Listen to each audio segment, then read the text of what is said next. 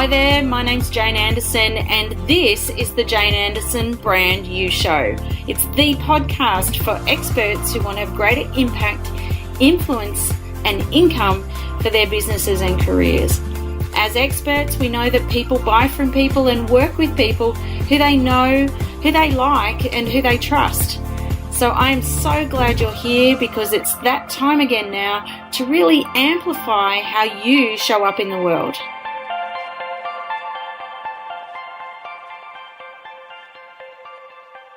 Okay, well thank you so much for coming along today and for downloading this week's podcast.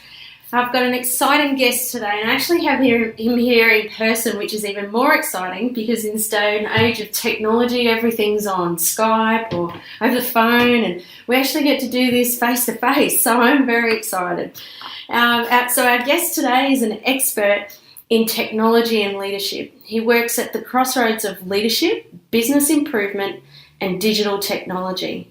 He's a professional author, speaker and mentor, and he works with leaders to speed up and so that they have a high impact on their businesses.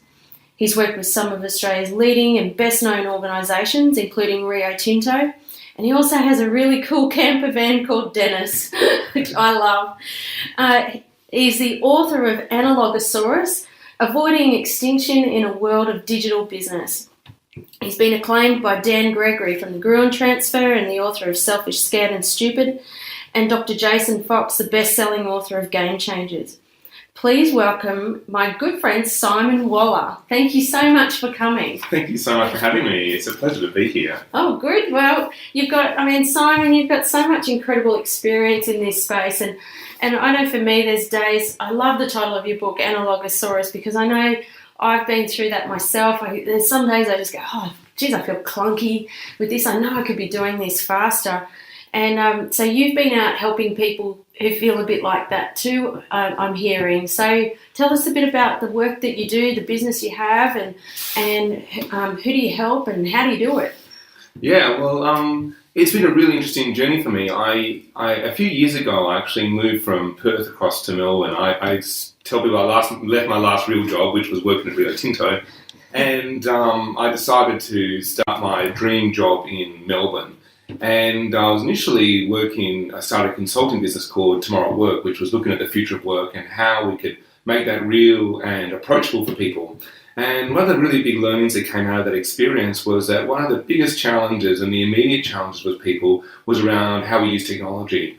And so a big, learning curve for me has been how do I use it and then model that behaviour for other people. Right. And so for the last 3 years or so, I started off doing a lot of mentoring and coaching work around technology, and that's just really grown into what's now my full-time profession. So I do training in organisations, I mentor organisational leaders, and as you mentioned, I also recently wrote a book, and I do a bit of speaking as well on the side. Fantastic. It's such a topical subject, like this future of work, because the pace of business is moving so fast, technology changes quickly, and I don't know, I find some clients I work with, what was happening yesterday is not true today, and we have to be agile and adapt quickly. What was it were those some of the things that made you start your business, or what were some of the reasons why you started and have gone down this path? I started seeing those things myself and was, I suppose, trying to get my head around them and understand what they meant. And at the same time, when I was working at Rio Tinto, my last job there was in their scenario planning and strategy team. Mm-hmm. And so when you start looking at these scenarios around the future and you realise that one of probably the single biggest driver of change in organisations is the growth of technology and the speed of technology growth. Mm-hmm. What I realised was that there's a whole bunch of information and data around on this change, but it's not filtering down to people on the front line. Right. And so what we're seeing is that we're using that information to hold very strategic conversations about what organisations, and especially larger organisations, need to be doing, but we're not giving advice to people on their own use of technology and how they need to change to be relevant. Right. And I think that's a really big gap that needs to be addressed. So in the research of my book, I read a bunch of other authors working in the same field, and recommend some fantastic books such as The Second Machine Age, But again, all the conversations at that really high level, and for me with my book, I wanted to write a book that was really approachable for people, that told them at a very individual level about, why is technology relevant for them, what's the rewards if they can actually engage with technology well, and how do you actually make that transition and that learning easy for them. Right. And I think it's, in the links to say some of the things to be relevant and to remain relevant in that space, I think one of the things that you spoke about, and PwC talked a bit about it this week in one of their, in an interview, I think it was on news.com, but you mentioned in your book about, it was some research conducted by Carl Frey and Michael Osborne at Oxford University, and they suggest that up to 47% of US jobs are at high risk of automation over the next 2 decades.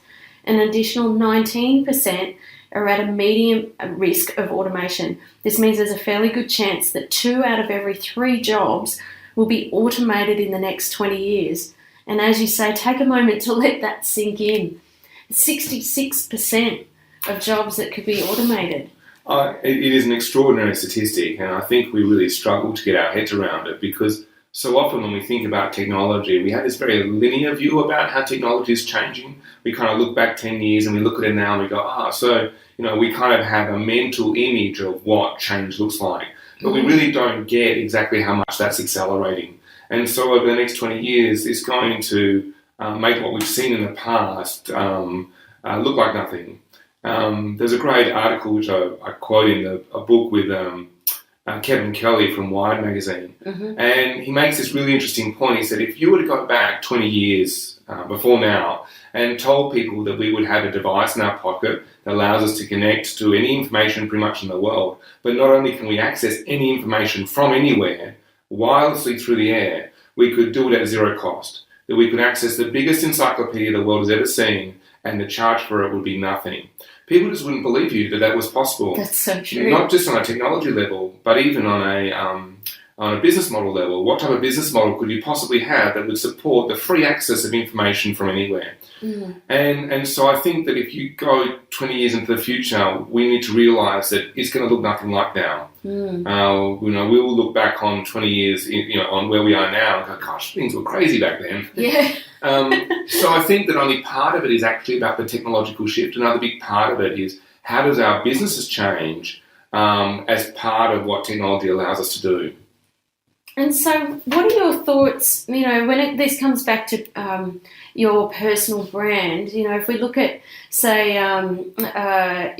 say the Seth Godins with linchpins and Tom Peters, who talk about your personal brand is this asset base of skills, abilities, tasks that you can do in exchange for money. It's called a job. Or for some, and now it's their own businesses. How do you see the link between all these significant technological changes and how that's going to affect, particularly, say, a business leader's personal brand and their impact on the business and how they're perceived? Yeah, look, I think that that the impact of technology in terms of personal branding is much greater than we really give it credit for. And it happens on a whole bunch of levels. I think, first of all, technology is a massive enabler of personal brand. And you talk about with your book about, whether it be things like social channels, such as LinkedIn, how we can use them to actually amplify our personal brand.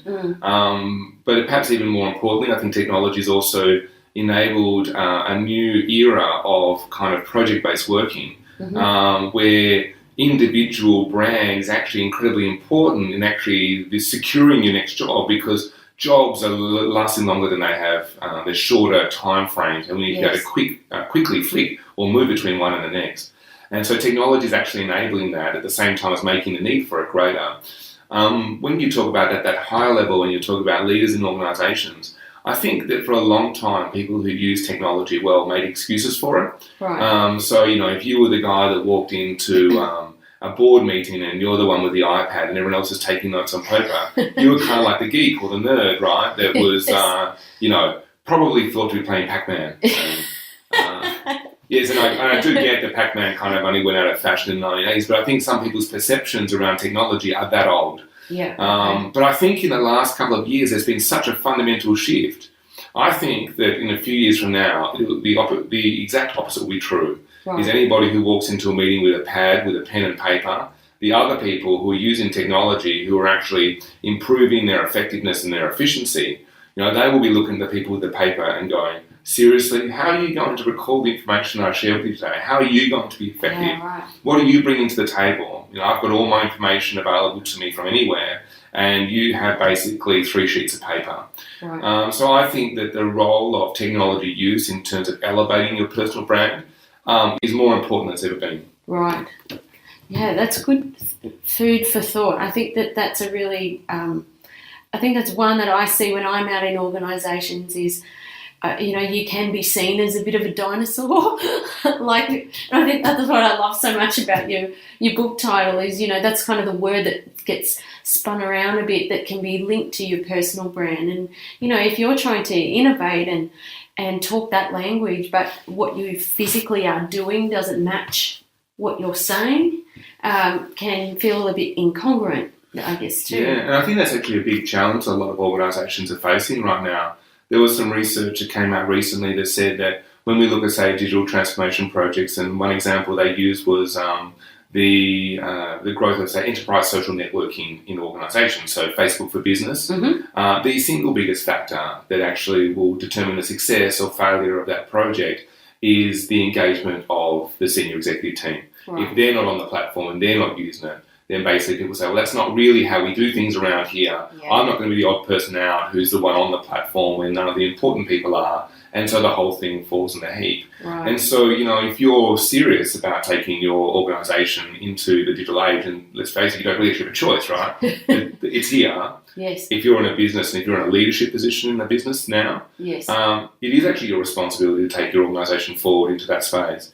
And inevitably that is going to mean that we're going to have more and more technology in our organisations. In fact, if you look around us, we'll never have less technology than we have right now. Wow. And so if that's the case, as you make the point, that congruence requires that you actually are a strong user of technology yourself. Right. And I think increasingly, though, going to that concept of branding, though, is that we do associate technology use more and more with effectiveness and efficiency and the ability to be really solve people's problems. Yes. And so all of that is actually amplifying the position of the leader, because we actually now see that when you're walking in, you're one of those guys. Yeah. You're one of those guys that solves problems. You're one of those guys who's really productive. You're one of those guys who does high quality work. Yes. As opposed to the person I'm going to be waiting for because you forgot to either take down the actions that were assigned to you, or you left them on a piece of paper, or your dog ate it, or something like that instead. You're spending your time trying to find stuff. Yeah.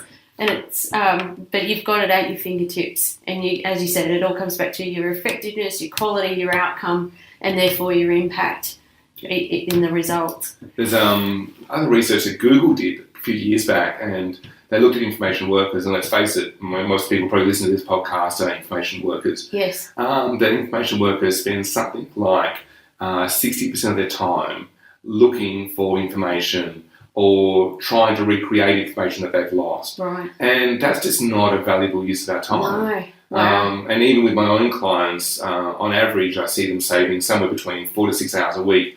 And basically it's from two things: spending less time looking for things and doing less rework, so doing the same work again the second time because the first time they did it on paper. So there's a huge opportunity cost with your own brand and what you're known for based on your results and your outcomes and your impact, because you're just simply trying to find things. Yeah, I think one, like at a very low level, it's about productivity. Yep. But at that high level, as you point out, it's actually about the impact that you have. On one way, technology allows us to focus on the activities that actually drive value in our organisation. But it also allows us to improve the quality of our work, but it also allows us to align the work that we do better with our customer need. But ultimately, the big opportunity is actually around building awareness of what's going in your customer's operating environment, being able to find problems and solutions to problems that they don't even know that they've got yet. Yeah, and that to me is the ultimate point in positioning. Yes. It's one thing for me to solve a problem that you've told me you've got. It's a completely other thing for me to be able to tell you your problems before you even know you've got them yet. Oh, absolutely, and that's what we talk about in my book. Impact is around positioning, and you've got not just ready for the problems that are going to come, but you are pigeonholed in the right box and in the right mindset of others so that those opportunities come your way. Yeah, and I think that what I kind of call that awareness building, in one hand has become harder in a digital world. And the reason it's become harder is things are moving faster. Yes. We have less time to react than we did in the past. And so if we're still reading, newspapers as our primary source of gathering information, we're not going to be able to scan either broadly enough or deeply enough to be able to identify those opportunities and those challenges in enough time to act. The only way in a digital world that you can actually maintain a suitable level of awareness is using digital tools. So I think one of the real opportunities in this is actually just how do we use digital technology to filter the information streams that are going past us to capture the bits that are really relevant to both ourselves and ultimately to our clients. Right. And then you're known for what you want to be known for. I think something that really interests me, just taking a step aside around or bigger picture on your business. Your business is called simonwaller.com. You've got your website simonwaller.com. .com.au. .com. Unfortunately, there's another IT guy called Simon Waller in the UK who has the .com domain name. So, yeah, I've got the .com.au. Right. But this is an interesting point when it comes to branding because I didn't realise how important this was initially. Right. And so for a number of years, I've been working under these banners, like a business name. So initially I worked with this other group of consultants with a banner called Tomorrow Work. Right. And to be honest, when the four of us working together, maybe it's appropriate that we share this headline banner. But even then, people were hiring us individually based on our skill set and what we could bring to the table. And I probably even back then should have already been developing my personal brand with my own website. Right. I then went to a brand called Mobile, and I was operating under that for a couple of years. And it was only probably 12 months ago that I switched to my own domain. My own name is my domain name. Right. And unfortunately, by that stage, somebody had already taken the .com. Right. That shift, though, to operating under my own name, I think it's sort of hard to overestimate the benefit of it. I think, first of all, in terms of my own branding, it's really powerful because I realised eventually it's me that they hire. That's right. Yeah. And so if they want to find me, having my own domain name is completely the appropriate way of doing it. I think, though, there's another benefit of it, and that is that when I put, say, content out into the marketplace, and sometimes that content, like say with this podcast, is not under my own brand or under my own domain name. Yes. But what it is that your audience who listens to this has the opportunity to verify the validity of my content. Yes. Because they can say, well, who is this guy, Simon Waller? Exactly. And by going to my domain, they can actually see all the different type of content that I've been publishing. And so it actually gives credibility to your content, and ultimately that adds value to your customer because they get to trust in what you're delivering to them. Absolutely. And they don't have to trip over a name to just get to you. I'm in the same situation where I've had my own business called something else, and I just kind of found, I don't know if you found, but people were tripping over that to kind of get to me, or I ended up competing on price against everybody else because there was no other differentiator because every other business name has got a name, and so they go, oh, I don't know, well, this is what we're after, so we'll just go with kind of the cheapest one. But this is about positioning.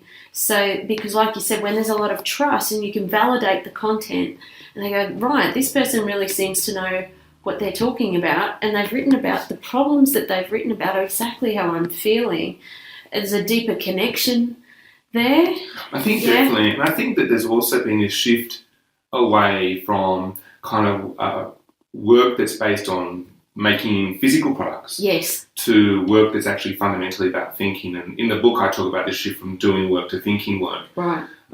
When we do doing work, like say you have Holden has a plant and they make cars, the number of people who are involved in that process is massive. And so the idea that you would identify any one of them and say, that's the guy who's responsible for the quality of the cars at Holden doesn't make sense. Yes. And so in that type of world, in a world of physical products, having a brand for your product is completely legitimate. So having Holden.com makes so much sense. Yes. But that's not the world that we live in No. now. Like the majority of us just do thinking work. And in the world of thinking work, it's actually about the individual and the quality of their thinking that we're buying. Yes. And I think in that world, people need to be able to see who it is behind that. And going to your idea, I think that mentally, when we operate under another brand, we see that what we do is products. Yes, exactly. Yeah. Whereas when we operate under our own banner, we see that what we do is that thinking. Yes. You know, and we get to bring our whole self then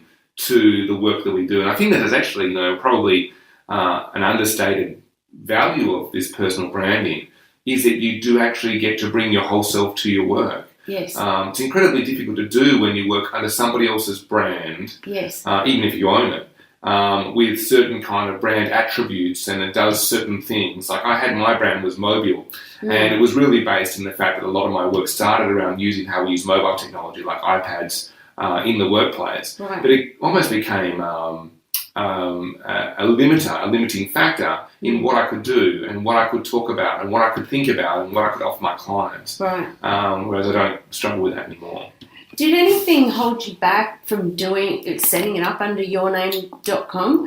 Like, were you ever a bit, I don't know if I want to put my name out there, I don't know, I'm not really a look at me kind of person or anything like that? Did you ever have those feelings, or did you see that because you'd worked behind brands for a period of time that you realise that, people connect with people? I think there's a bit of both. I think like when I first set up, say, Mobile, like part of it's just habit, right? Yeah. People have a company Yes. name, so I've got to have a company name, and the company has to have a brand. Yes. So part of it was habit, but I think as well when we first start to put ourselves out in the world, there is a tendency to what I describe as being safe and serious. Right. Yes. And we do things that are safe because we don't want to rock the boat. Yes. And we do things that are serious because we want people to take us seriously. Yes.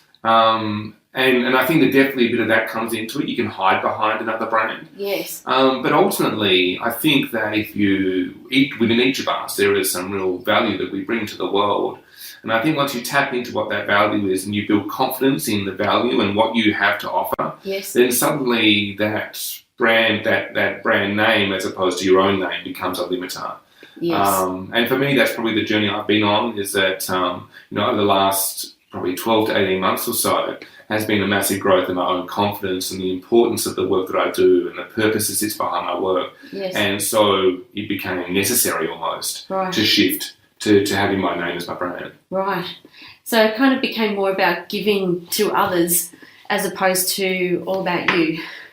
Yeah, completely. Yeah. I think that, there's an authenticity as well that's attached to using your own name and the accountability that comes to using your own name. Yes. And I think those things are incredibly important if you want to have impact on other people.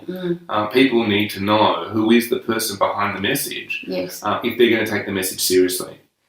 So Simon, you've been doing some incredible work, and congratulations on your book.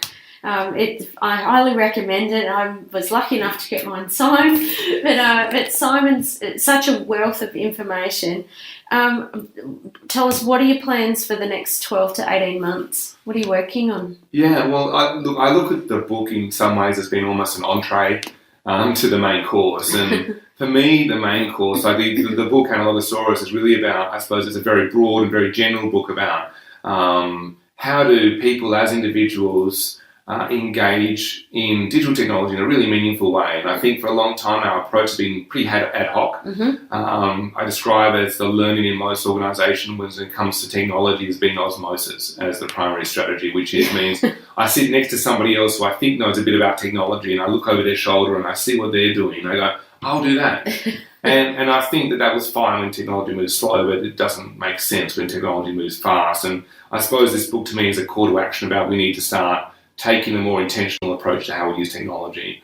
But for me, the next big piece for me is really working with leaders in organisations. A few years ago, I actually completed a Master's in Business Leadership, and I look at the role of leadership as being incredibly important. Leaders in organisations have a responsibility not just to make sure that their organisations are relevant for the next 10 to 20 years, but also they have responsibility to their people. And you brought up a statistic before that 66% of jobs are likely to be automated in the next 20 years. Yeah. I believe that leaders have to start to look at how are they developing their people, what are the skills that they're giving them.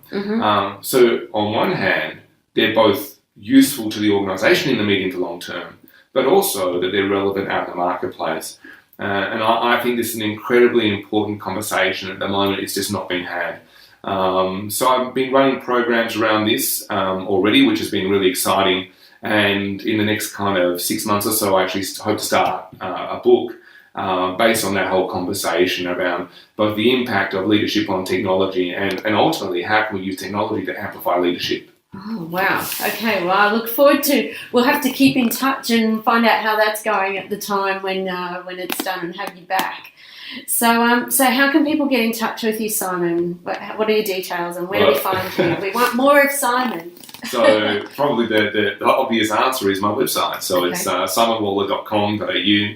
Don't go to the .com. That's another IT guy, and it's not me. So simonwaller.com.au. And also, not taking away from the special sign book that you got, but people can buy the book off the website, and I will sign it for them. Oh, really? Fantastic! Wow, that's a big promise to keep. It just won't have the personal message in it that you got. Okay. But even better, you get it signed if you order it from your website. So thank you so much for coming along today, Simon. I'm so grateful that you've been able to catch up in person but you've been able to tap into your incredible mind and your experience and all this, because I think that's something that a lot of us really struggle with and can see the value in.